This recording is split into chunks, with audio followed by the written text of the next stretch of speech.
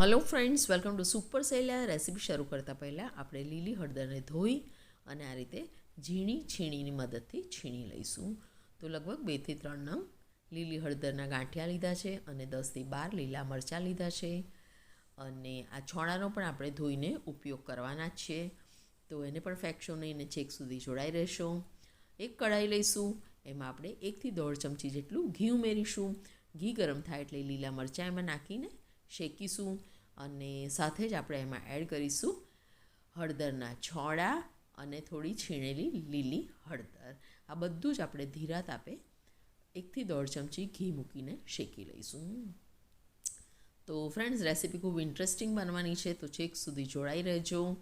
તો તમે જોઈ શકો છો હળદર થોડી આપણી અધકચરી શેકાઈ ગઈ છે, એટલે આપણે મીઠું એડ કરીશું અને ફરી પાછું એને હલાઈ અને ઓસવાઈ ના જાય ત્યાં સુધી આપણે એને શેકી લઈશું।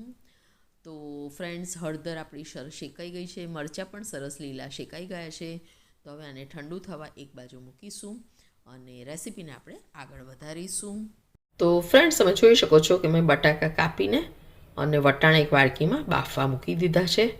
તો ચાલો કુકરનું ઢાંકણું બંધ કરી અને 4 વિસલ। તો બટાકા સરસ બફાઈ ગયા છે, આપણે એને છોલી લીધા છે અને હવે આપણે એને ચમચીની કે મેશરની મદદથી મેશ કરી લઈશું। તો બધા જ બટાકા સરસ મેશ થઈ ગયા છે। હવે આપણે જે લીલી હળદર શેકી હતી એ પણ ઠંડી થઈ ગઈ છે। તો એ હળદર અને લીલા મરચાંને આપણે એક નાના બાઉલમાં નાખી અને મિક્સી કરી લઈશું અને એકદમ એની પેસ્ટ જેવું બનાવીને રેડી કરી લઈશું। અને આ પેસ્ટ આપણે બટાકા જે મેશ કર્યા છે એમાં એડ કરી દઈશું। તો ફ્રેન્ડ્સ, તમે જોયું કે લીલી હળદરના છોડાનો પણ આપણે સરસ ઉપયોગ કરી લીધો છે અને બધું સરસ વપરાઈ ગયું છે। તો હવે આમાં આપણે બધા મસાલા કરીશું। તો સૌપ્રથમ આપણે અજમો એડ કરીશું।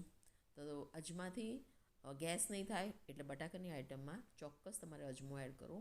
તો આ રીતે થોડાને મેશ કરી અને એને મિક્સ કરીશું જેથી એનો ફ્લેવર રિલીઝ થાય।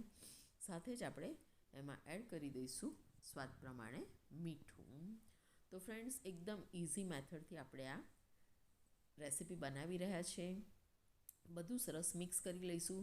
તમે હાથનો પણ ઉપયોગ કરી શકો છો, પણ લીલા મરચાં હોય છે એટલે ઘણીવાર હાથમાં લાઈ ભરે છે, એટલે તમે જોઈ લેજો તમને કઈ રીતે ફાવે છે। તો આ રીતે હાથથી બધું સરસ આપણે મિક્સ કરી લઈશું અને હવે આ જે મિક્સચર રેડી થયું છે એના લુવા પાડી લઈશું। તો બસ બોલ્સ બનીને રેડી થઈ ગયા છે। આ બાજુ આપણે લીલા મટરનો ઉપયોગ કરીએ છીએ, એ પણ જોજો કઈ રીતે કરવાના છે, જે આપણે બટાકા સાથે બાફવા મૂક્યા હતા એના। તો ચાલો રેસિપીને આગળ વધારીએ। તો એના માટે આપણે લોટ બાંધી લઈએ, જેમાં ઘઉંનો લોટ લીધો છે, મોવણ નાખ્યું છે, મીઠું, હળદર, લાલ મરચું અને અજમો નાખીને મેં લોટ બાંધીને રેડી કર્યો છે। તો લુવા પણ સરસ આપણે પાડી લીધા છે। તો ચાલો રેસિપીને આગળ વધારીએ।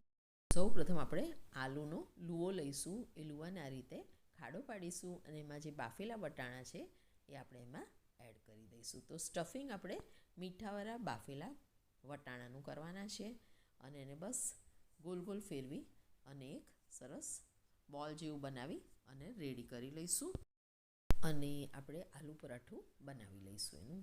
તો લોટની પૂરી બનાવીને રેડી છે, તેમાં બોલનું આપણે સ્ટફિંગ કરી લઈશું અને હલકા હાથે આપણે એને વણી લઈશું। તો અટામણમાં આપણે એને રગદોરીશું અને ચાલો વણવાનું સ્ટાર્ટ કરીએ। આ પરાઠા બહુ પાતળા કરવાનું તમે ના વિચારશો, કારણ કે આપણે વટાણાનું સ્ટફિંગ કર્યું છે। તો આ રીતે તમે જોઈ શકો છો કે વટાણા દેખાય છે અને બહુ જ ફાઇન લાગે છે આ પરાઠા।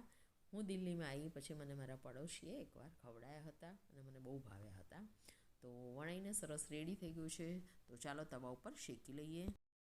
તો ફ્રેન્ડ્સ, આપણે રોટલી ને ભાખરી શેકતા હોય તે રીતે આપણે એને શેકી લેવાનું છે। એક બાજુ થાય એટલે પલટાઈ અને તેલ મૂકી કે ઘી મૂકી કે બટર મૂકીને તમે આ રીતે એને સરસ શેકી શકો છો। તો કલર જુઓ કેટલો ફાઇન આવ્યો છે।